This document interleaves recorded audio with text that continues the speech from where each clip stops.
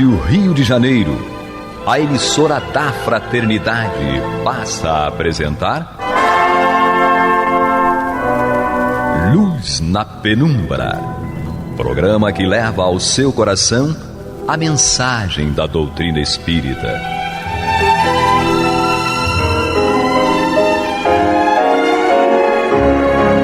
E com vocês, Henrique Parente, para o estudo de obras póstumas. Amigo e amiga ouvinte, muito prazer em novamente estarmos aqui diante dos microfones sagrados, sim, por que não, né? Da Rádio Rio de Janeiro, através dessas ondas hertzianas e hoje também pela internet, através do aplicativo da rádio, através do computador, do tablet, do celular. Ou seja, são muitas possibilidades de estarmos juntos aqui estudando Espiritismo ou a doutrina espírita, que é a terceira revelação de Deus aos homens, seguindo, né, a sequência, né, que integra um conhecimento que traz para nós o caminho da liberdade, do esclarecimento, ou seja, a vida torna-se mais clara, mais compreensível, os processos que acabam muitas vezes nos deixando confusos a respeito desse sentido, porque ficamos mergulhados plenamente, né, nas questões da vida, nas dificuldades que atravessamos, nas lutas do dia a dia, e muitas vezes acabamos assim nos afastando um pouco dessa reflexão tão importante a respeito, né, do sentido da vida, de onde viemos, para onde iremos, por que eventualmente sofremos, por que a vida é como é, por que as pessoas são como são. É importante estabelecermos esse senso de questionamentos. É preciso perguntar. O ser humano, ele se diferencia das naturezas anteriores, ou seja, o espírito, né, no caso, ele vai galgando degraus no processo evolutivo.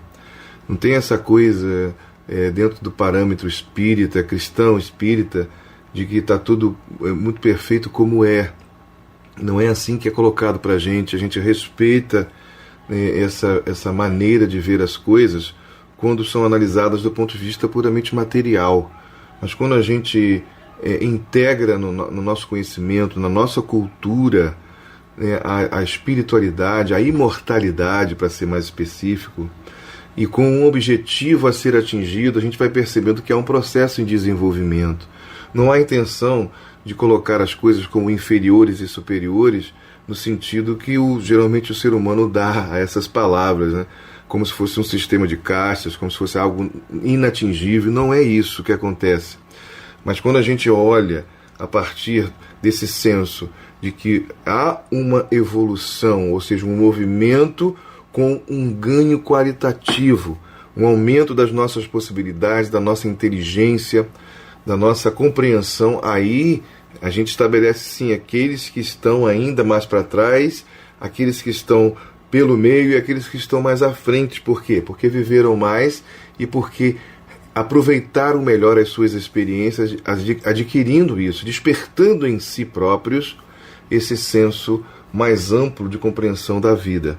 É mais ou menos por aí. Às vezes a gente usa muitas palavras e a intenção não é confundir as pessoas a respeito disso, mas fortalecer, porque a nossa fé é raciocinada. Então, a ideia é fortalecer esse princípio que a doutrina espírita, que é o cristianismo dos tempos modernos, e não desfazendo de nenhum outro modo de cristianismo, porque todos são importantes, são relevantes, são úteis, porque o cristianismo, usando aqui uma definição do querido professor José Herculano Pires, ele diz que o cristianismo é uma doutrina do conhecimento que fornece elementos para o nascimento de muitas religiões de base cristã. Fornece e forneceu para aquelas que já existem. Elas tiraram da onde? Da fonte principal, que foi a experiência do Cristo. Usando aí o termo grego, né? Mas a experiência de Jesus de Nazaré. Essa experiência, ela frutificou, e a partir dessa noção ética, moral, ela traz uma nova visão para o mundo, ao exemplo do próprio Jesus dizendo, né, que a sua doutrina era semelhante ao fermento, que leveda a massa, leveda o pão, ou seja, altera. Então, toda uma visão diferente, tanto na maneira de olhar o mundo, quanto na maneira de se relacionar com o mundo e com tudo que existe nele. Então, é mais ou menos por aí esse caminho norteado pelo cristianismo, e o espiritismo exatamente adota essa mesma linha, porque ela se adapta às condições da atualidade, às exigências da atualidade em relação à pesquisa, à reflexão, à filosofia, à busca da confirmação. Na doutrina espírita não tem aquela questão de creio mesmo que absurdo. Então é para crer sim, mas é importante compreender. É importante saber por que a gente crê. É compreender, né, por que estamos seguindo este caminho. Isso ajuda a fortalecer a nossa fé. Nós não queremos, né, um sentido de que eu vou acreditar de qualquer maneira, etc. e tal, como se tivéssemos toda a força possível e achando que Deus vai suprir todas as nossas forças. Quando a força vem dele, sim, com certeza. Mas ele quer que nós possamos desenvolver essa força, que ela existe em nós, em cada um de nós.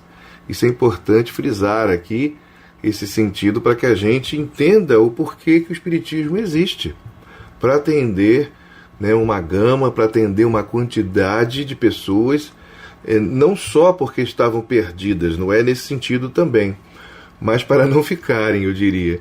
Então, para que exista a possibilidade daqueles que têm uma outra forma de ver, elas possam também, encontrando a doutrina espírita, estabelecer uma comparação. O dia que elas quiserem, da maneira que elas quiserem, no tempo que elas desejarem, elas podem mudar neste ou naquele ponto, ou em todas as coisas, se assim elas acharem necessário. Então, é mais ou menos por aí que o Espiritismo trabalha, pelo menos como entendemos, né, o papel da doutrina espírita no mundo. E aqui estamos nós, né, no ano de 2024, realizando aqui esses estudos que foram construídos no século XIX por Allan Kardec, por alguns colaboradores que estiveram com ele no processo, como os médiuns que ele se utilizou, e não só aqueles que estavam ali com ele na França, mas de vários outros lugares da Europa e do mundo, mas estabelecendo um senso de comparação, que é aquele controle universal para que um conteúdo pudesse ser veiculado, trazido, né, escrito e marcado nas páginas doutrinárias como sendo uma fonte que orienta, para que a gente não fique naquela situação, tudo que vem do plano espiritual a gente vai aceitar como verdade. Não. Está lá no Evangelho segundo o Espiritismo, logo no início, um texto explicativo a respeito desse controle universal. Então, vamos lá buscar entender por que existe isso aí, como isso era feito, né? Para que esse conteúdo ele tivesse e continue tendo validade. Senão estaria perdido há muito tempo. Se assim fosse de qualquer maneira, e aí cai naquela mesma questão, creio mesmo que é absurdo. Então, não é por aí. Bom, nós no programa passado, nós terminamos, né, um assunto muito interessante a respeito, né, dos intermediários. Existem seres intermediários entre o homem e Deus? A gente entendeu a partir dos textos que Kardec colocou aqui para estudar e a partir da sua própria observação. Então nós fechamos ali essa parte e hoje vamos iniciar um novo estudo, cujo título é Causa e Natureza da Clarividência Sonambúlica. E é uma explicação do fenômeno de lucidez. Então assim inicia o texto. Sendo as percepções em estado sonambúlico de caráter diferente das do estado de vigília, não podem proceder nos mesmos órgãos. Lembrando aqui que o estado, como ele faz referência, o estado sonambúlico, normalmente a gente entende hoje, né, como aquela pessoa que se levanta durante a noite, faz coisas, caminha, abre geladeira, etc. e tal. E isso é o sonambulismo, é isso aí? Não propriamente nesse sentido.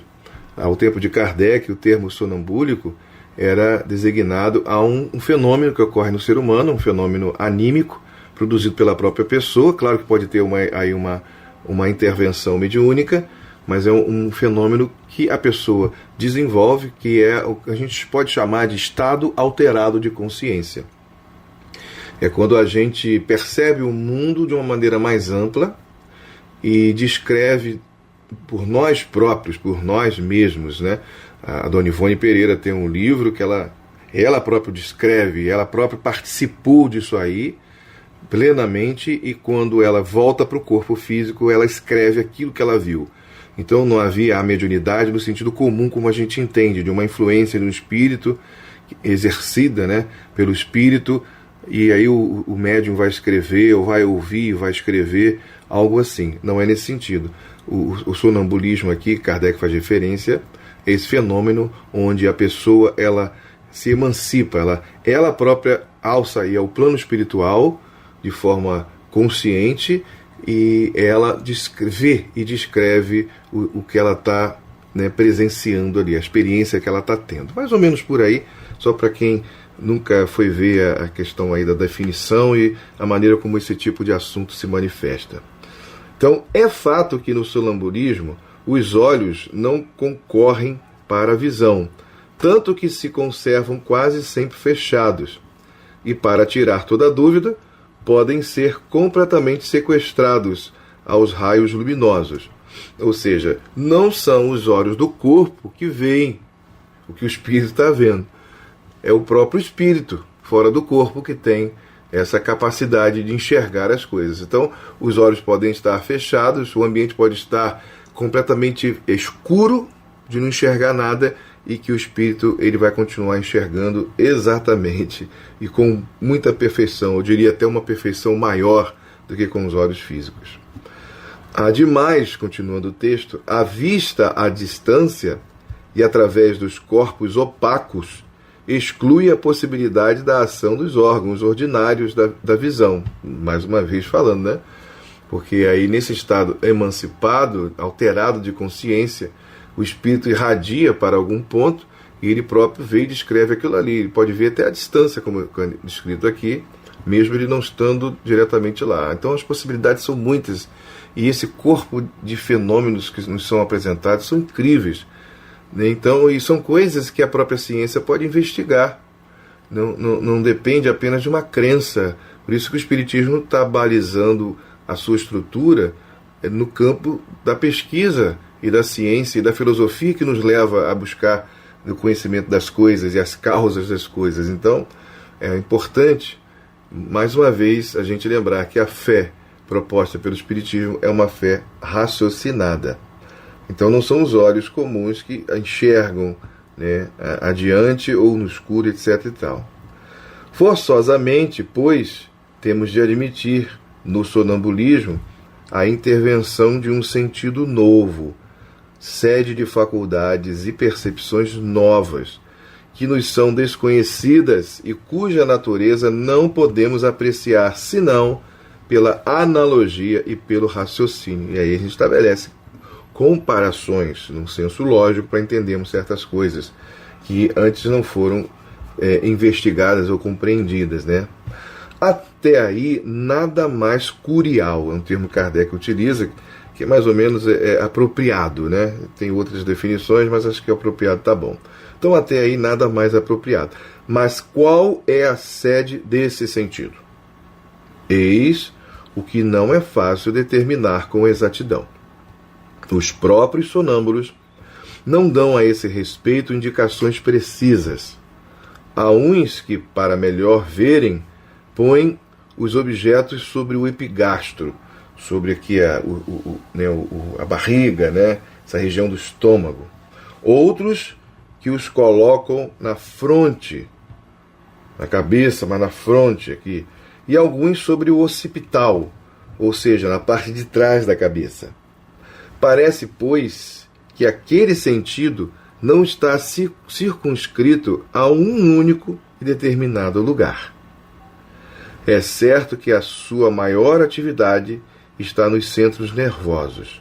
Não há dúvida que o sonâmbulo vê. É fato positivo. Como e por onde vê? É o que ele não nos pode definir. Notemos ainda que no estado sonambúlico, os fenômenos da visão e as sensações que o acompanham são essencialmente diferentes do que se dá no estado ordinário, ou seja, no estado comum, pelo que não empregamos a palavra ver, senão por comparação na falta de um termo que naturalmente não existe para uma coisa desconhecida. Um povo de cegos de nascença não teria palavra para exprimir a luz e atribuiria as sensações que ela produz a algumas das que lhe fossem conhecidas. Mais ou menos por aí, né? Então, essa questão de palavras, elas, quando a gente descobre um fenômeno e procura compreendê-lo, é comum que a gente crie uma palavra, defina, traga um conceito.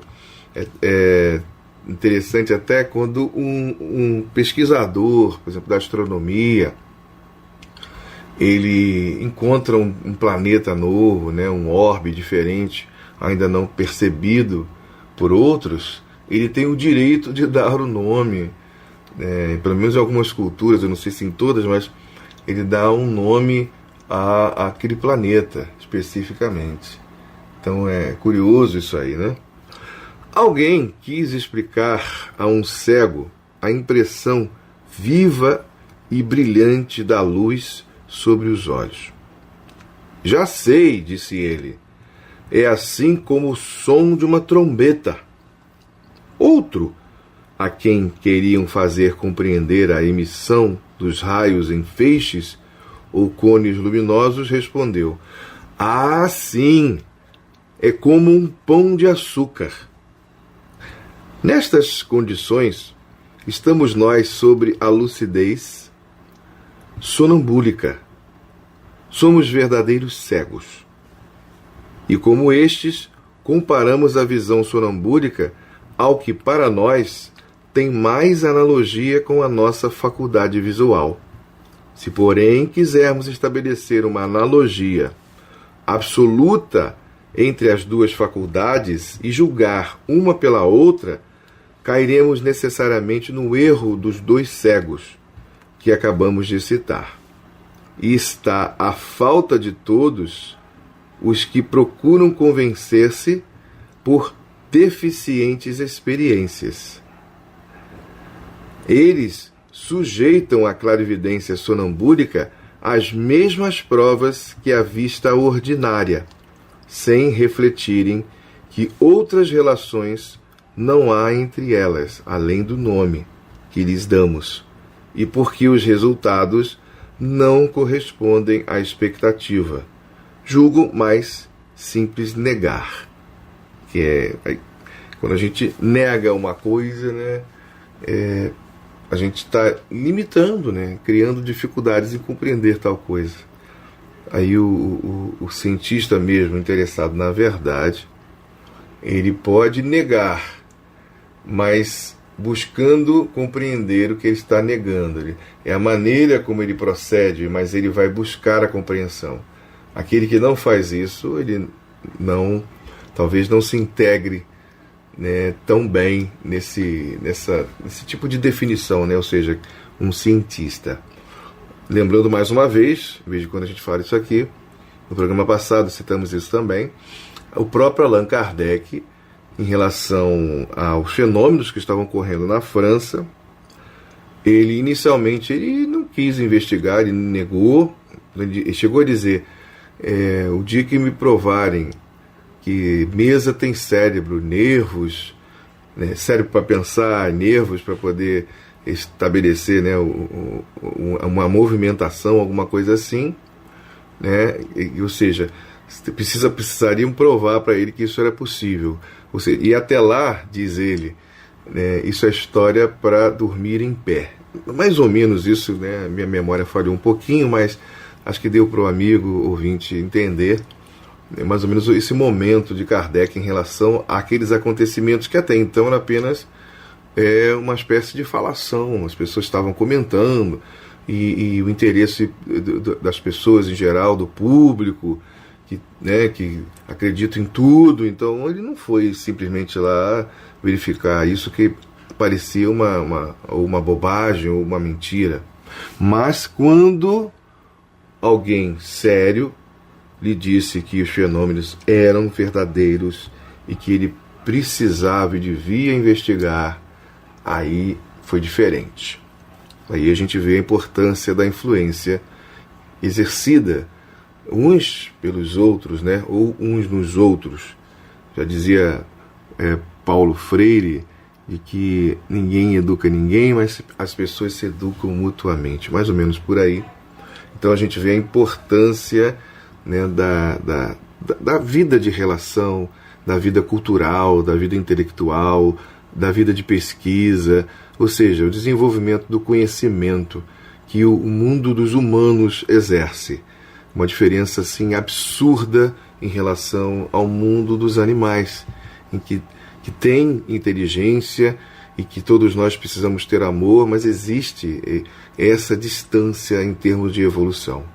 E assim, mesmo sabendo que muitas pessoas têm uma grande paixão pelos animais, chegam a dizer que os animais são melhores do que os homens, etc. e tal, né? Estabelece um senso de relação profunda, afetiva, mas a gente está trabalhando aqui no campo da comparação, na busca da compreensão da evolução do ser humano.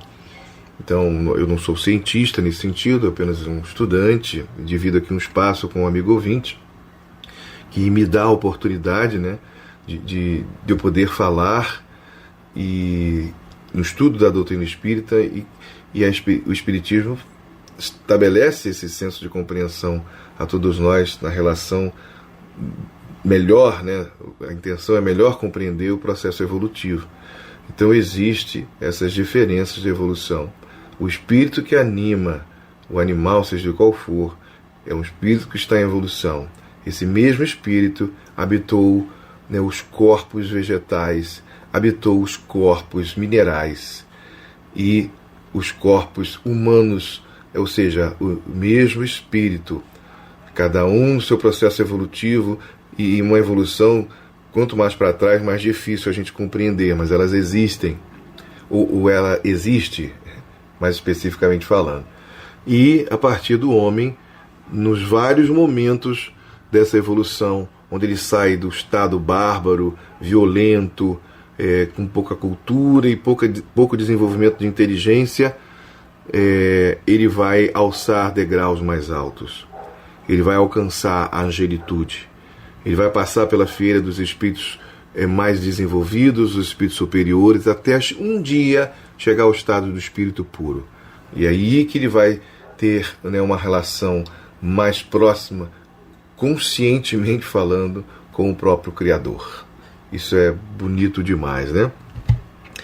Indo só mais um pouquinho aqui, porque o nosso tempo já está chegando ao fim, vamos ler o seguinte, dizendo aqui Kardec: se procedermos por analogia, diremos que o fluido magnético, espalhado por toda a natureza, parecendo que os corpos animados são os seus focos naturais, é o veículo da clarividência sonambúlica, assim como o fluido luminoso o é das imagens percebidas para a nossa faculdade visual. Vou ler mais uma vez, que essas coisas nem sempre são tão simples quanto parece. Se procedermos por analogia, aí ele faz uma analogia, né, em termos de comparação com a linguagem, diremos que o fluido magnético espalhado por toda a natureza, parecendo que os corpos animados são os seus focos naturais, é o veículo da clarividência sonambúlica, assim como o fluido luminoso o é das imagens percebidas para a nossa faculdade visual. Ora, do mesmo modo como este torna transparentes os corpos que livremente atravessa, assim aquele, penetrando todos os corpos sem exceção, faz com que não haja corpo opaco para os sonâmbulos. Esta é a mais simples explicação e a mais material da lucidez, falando de acordo com os nossos conhecimentos. Nós vamos parar por aqui, vamos retomar esse parágrafo no próximo programa e dar continuidade aí a esse estudo tão interessante a respeito das questões que envolvem esse fenômeno chamado sonambulismo. Querido amigo ouvinte, muita paz e até o próximo programa, se assim Deus nos permitir. Você está ouvindo o programa Luz na Penumbra.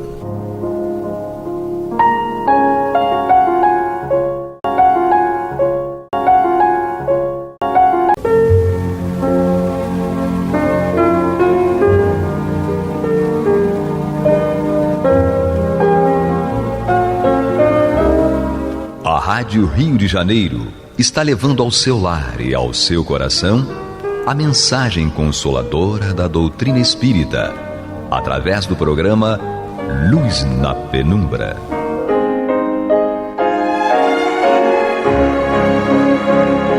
E com vocês, Antônio de Pádua Barbosa, para comentar o Evangelho segundo o Espiritismo, da obra codificada por Allan Kardec.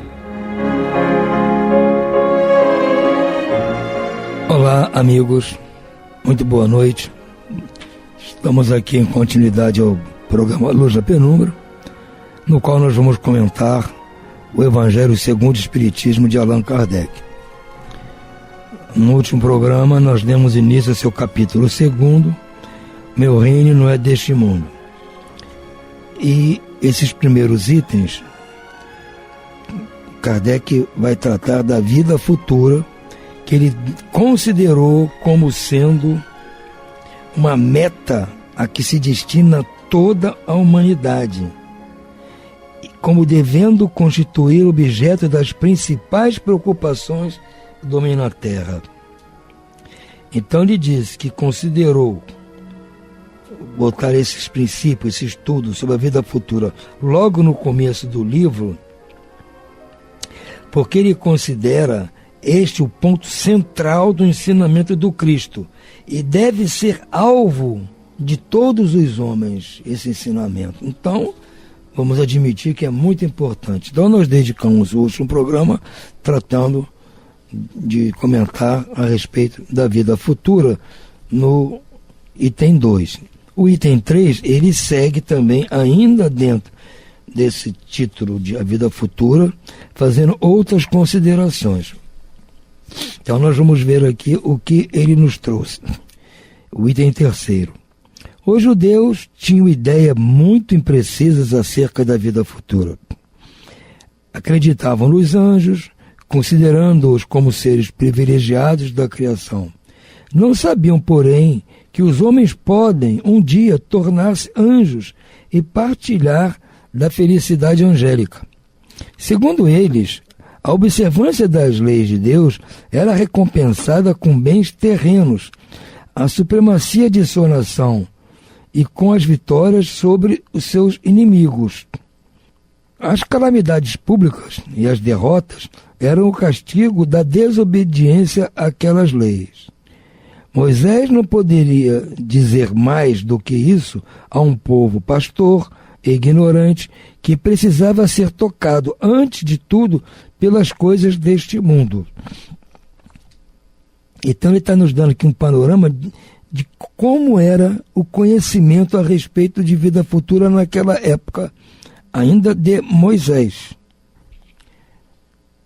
Dizendo que, como eu disse da outra vez, no passado eu era um desses aqui que estava entendendo a lei de Deus, mais ou menos, segundo o que foi trazido por Moisés, mas eu entendia que as recompensas de cumprir aquelas leis me seriam dadas ainda aqui, em terra, ainda nesta vida atual. Não tinha ideia boa, uma ideia completa do que era a vida futura. Então eu achava bom, se eu observar bem as leis de Deus, como Moisés trouxe, eu vou ser recompensado com bens terrenos. A supremacia de Israel sobre as nações, as vitórias contra os inimigos, a minha vida, o conforto meu na minha vida, na minha casa, meu conforto material, prosperidade. E era isso que eles faziam. Eles procuravam se praticar a lei de Deus como Moisés ensinou, visando esses objetivos extremamente mundanos e terrenos. Quando acontecia um revés, como diz aqui, as calamidades públicas e as derrotas eram o castigo da desobediência àquelas leis. Então, se desobedecesse aquelas leis, viriam esses castigos. Então eles entendiam, fomos derrotados na batalha, houve uma enchente, houve uma avalanche de coisas, uma colheita ruim. É porque nós não cumprimos a lei. Então eles faziam essa associação, não ainda tinham aquela ideia, aquele conceito de vida futura. Então diz, mais tarde, Jesus viria lhe revelar que existe outro mundo. Então Jesus veio revelar àquele povo que existe outro mundo, no qual a justiça de Deus segue o seu curso. Então, o que Jesus veio trazer com o Evangelho? Evangelho, a notícia, a novidade. Veio trazer que as leis de Deus, que eles mais ou menos obedeciam, ela continua vigindo, mesmo depois de nós termos partido. Partimos para outro mundo, mas a vida continua, a vida futura, as leis de Deus continuam valendo lá também. Foi isso que Jesus veio dizer.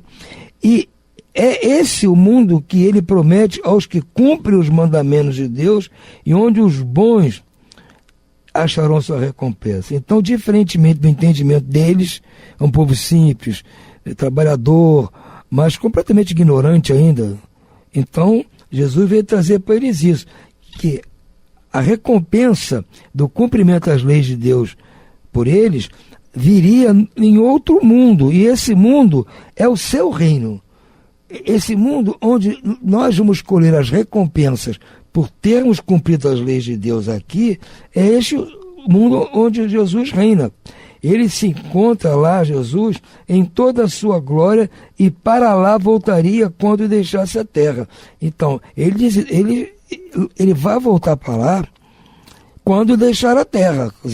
Quando ele pregou, e diz, o dia que ele desencarnasse, ele ia voltar para esse mundo dele, para o qual ele estava nos preparando.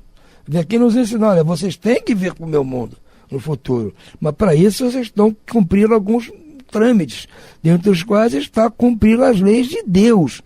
Cumpram as leis trazidas por Moisés e pelos profetas, que vocês vão herdar um lugarzinho que estou preparando para vocês, uma morada, que nós vamos estudar no capítulo seguinte, uma morada para cada um de vocês lá no meu reino.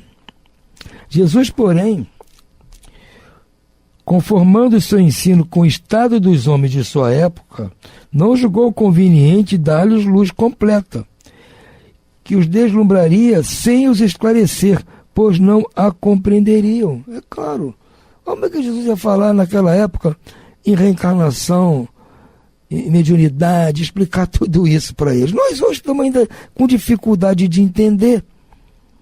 Imagina naquela época. Eu não entrou em detalhes, você disse, olha, tratem de cumprir as leis que vocês vão se dar bem no futuro. Limitou-se, de algum modo, a apresentar a vida futura apenas como um princípio, como uma lei da natureza da qual ninguém pode escapar. Todo cristão, pois, crê necessariamente na vida futura, mas a ideia que muitos fazem dela ainda é muito vaga e incompleta, e por isso mesmo falsa em muitos pontos. Para grande número de pessoas, é apenas uma crença sem nenhuma certeza absoluta. Daí as dúvidas e mesmo a incredulidade. Então ele fala uma coisa aqui que é bem clara. Todo cristão, isso pode estender para toda pessoa que tem uma religião. Todos creem necessariamente na vida futura. Quer dizer, todo mundo que tem uma religião, somente os cristãos, eles creem, sabem que tem uma vida futura. Isso é ensinado, é pregado em todas as igrejas cristãs. Mas a ideia que muitos fazem dessa vida futura ainda é muito vaga, muitas vezes incompleta. Claro, cada um ensina do modo que entende. Então, ainda eles não têm, nem todos os cristãos têm uma visão completa sobre esse assunto. Nós aqui estamos tentando entender. E não temos ainda totalmente. Estão começando. E a maioria dos cristãos sabem que é uma vida futura, mas cada um entende que essa vida futura é de um jeito. E os próprios judeus também tinham o entendimento da vida futura mais ou menos. Tanto é que há um que pergunta a ele, mestre, eu já cumpro tudo que a lei prescreve. Quer dizer, ele já fazia tudo que tinha que fazer aqui dentro da lei de Moisés na terra. O que eu preciso fazer mais para herdar a vida futura? Então eles tinham uma noção da vida futura. Aí Jesus conta para eles a parábola do bom samaritano. É o que ele tinha que fazer, para ele herdar a vida futura. Então, e ele era um fariseu, se não me engano, então tinha conhecimento da lei. Então ele já tinha uma noção de que, além dessa vidinha aqui, vai ter a vida futura. Então o que eu preciso fazer para lá? Jesus diz, faz o que o samaritano faz. Amar ao próximo como a si mesmo. Então é exatamente isso. Agora, cada um aqui, dependendo da religião, de quem está ensinando, vai ter uma noção diferente. Uns acham que depois da morte vai ficar aguardando um julgamento. Uns acham que quem é mau vai direto para o inferno, quem é bom vai direto para o céu, quem é mais ou menos fica aguardando no purgatório. Cada um tem seu modo de explicar. É tudo bem.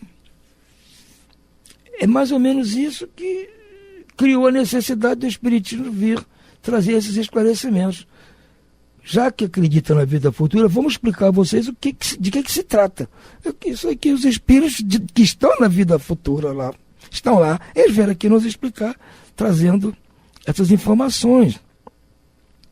Mas nós só vamos entender essas informações sobre a vida futura, essas mensagens trazidas por esses espíritos, nos esclarecendo exatamente ponto por ponto aquilo que Jesus quis dizer sobre isso, os seus ensinamentos que nos levam, se cumpridos, a uma boa vida futura, se nós primeiro entendemos o que é o Espiritismo. Por isso que o primeiro livro publicado foi o livro dos Espíritos, para nos apresentar aos habitantes dessa vida futura. Nós acreditamos em vida futura, mas como é que é a vida futura?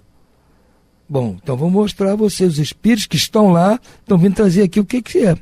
Então o primeiro livro da codificação, o livro dos espíritos, trata disso.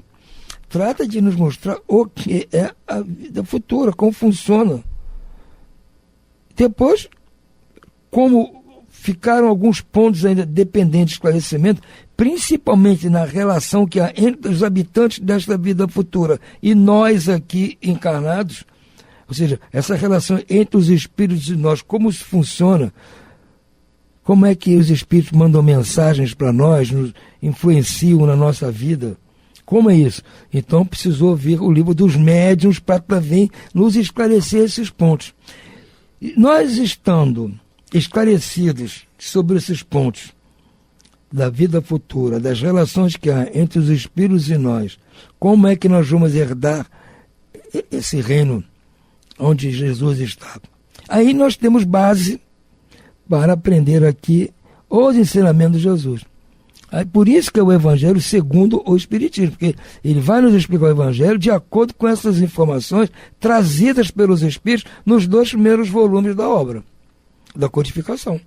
Se esse livro aqui fosse o primeiro, muita coisa não tínhamos como entender. Então, para cada capítulo desse aqui, cada item, Kardec tinha que parar e trazer aquilo que estaria no livro dos Espíritos para explicar a cada um. Isso seria impossível, esse livro aqui ia ter quantas páginas? Então é melhor dividir em partes e seguindo uma sequência lógica. Vamos aprender de que se trata, o que é o espírito, o que é o perispírito, o que somos nós, como funciona, vamos desencarnar, a influência dos espíritos sobre nós, como nossos antepassados, as pessoas que nós amamos estão lá e tal.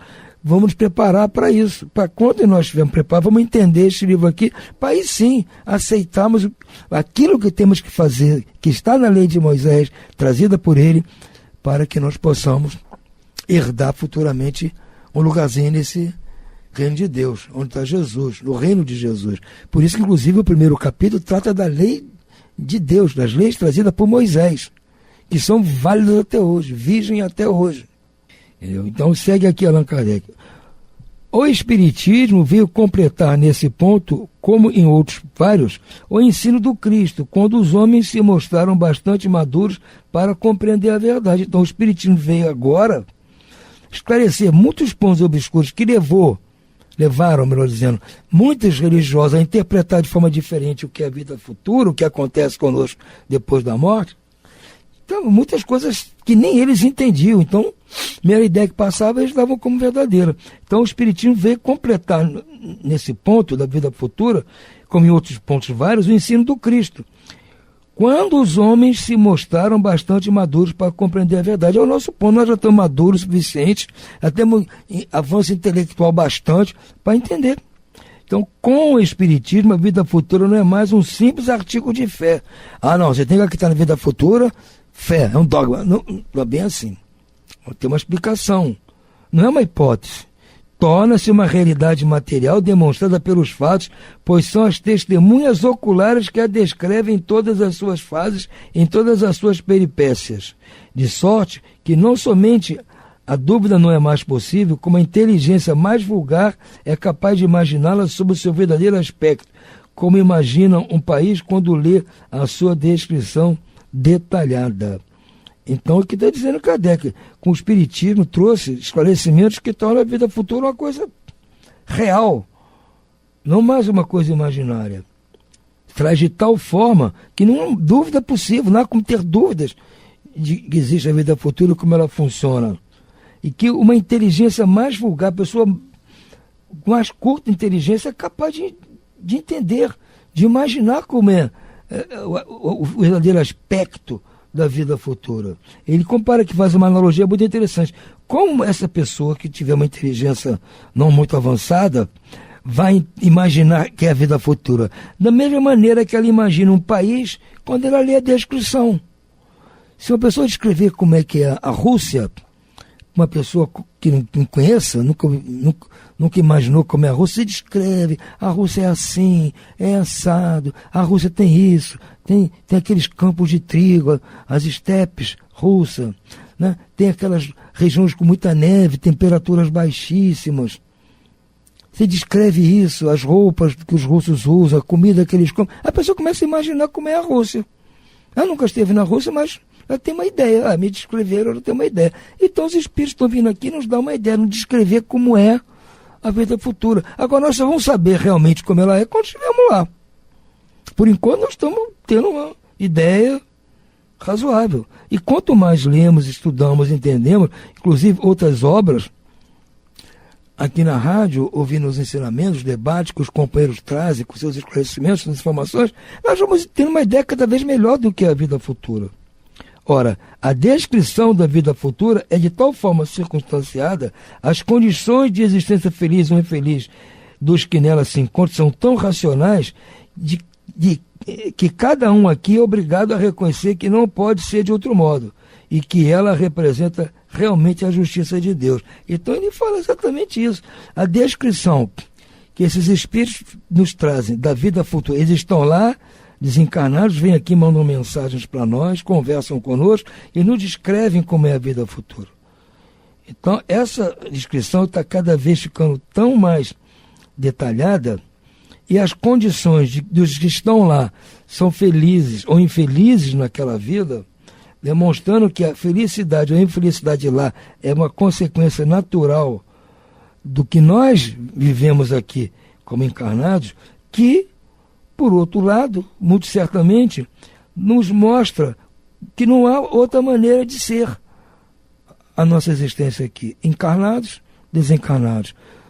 No reino real, no reino de Pilatos, ou no reino de Jesus, o reino verdadeiro de Cristo. Nós já temos uma ideia. E que essa ideia representa exatamente o que é a justiça de Deus. Então, a compreensão da vida futura representa para nós o que realmente é a justiça de Deus. Então, nós compreendemos que estamos vivendo sob a égide da justiça de Deus. Então, as coisas mais difíceis de nós entendermos, mais sofridas, as injustiças que nós vemos aí, as justiças, entre aspas, que nós vemos acontecer, as desigualdades, tudo isso parecem começar a fazer sentido para nós. As coisas começam a fazer o sentido. Não que nós estejamos gostando de passar por isso, ou ver pessoas a quem nós amamos passar por essas atribulações. Não estamos gostando, mas estamos entendendo o motivo, o sentido. Sentido, dizia o Carl Jung, o sentido torna as dificuldades suportáveis. O sentido torna a maioria das nossas dificuldades suportáveis, para não dizer todas as coisas suportáveis. Porque quando faz sentido alguma coisa, por mais duro que seja, a gente entende. Não para de doer, não deixa de nos fazer sofrer, mas nos dá entendimento, compreensão. E geralmente quando o sentido nos mostra que o responsável por aquela situação fomos e somos nós mesmos, então faz mais sentido ainda para nós aceitarmos com resignação as coisas que acontecem que não estão dentro dos nossos prazeres. Kardec vai ligar esta história da vida futura à justiça de Deus lá no capítulo 5, quando ele vai falar das nossas aflições. O capítulo 5 vai tratar das nossas aflições. Ele vai começar o capítulo justamente falando da justiça de Deus e vinculando a justiça de Deus à vida futura. Por isso que ele já disse aqui no capítulo 2 que esse é o ponto-chave do nosso entendimento, do que vamos estudar tudo aqui para frente. Tudo aqui para frente vai depender da aceitação deste princípio e principalmente da compreensão desse princípio. Compreendendo, as coisas passam a fazer sentido. Essa é a ideia que eu acho que o Espiritismo, para a qual o Espiritismo contribui muito para nós vivermos menos sofridos aqui nessa nossa vidinha do dia a dia. Por hora, desejo a vocês toda uma noite de paz, de bênçãos, e estaremos aqui no próximo programa. Muito boa noite a todos.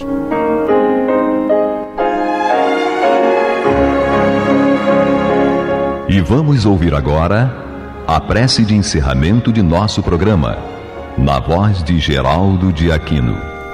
Jesus, dá-nos coragem para a luta, piedade para os insultos e misericórdia para as injustiças e ingratidões. Limpa nossa alma de inveja e ambições mesquinhas, de ódio e de vingança o nosso caminho. E que dentro em pouco, ao recolher-nos de novo ao calor do nosso leito, para que o sono nos dê a paz e o esquecimento das tristezas humanas, possamos sentir, Senhor, no mais íntimo de nosso ser, a doçura indefinível do Teu amor e a grandeza incomparável da Tua divina presença. Que assim seja.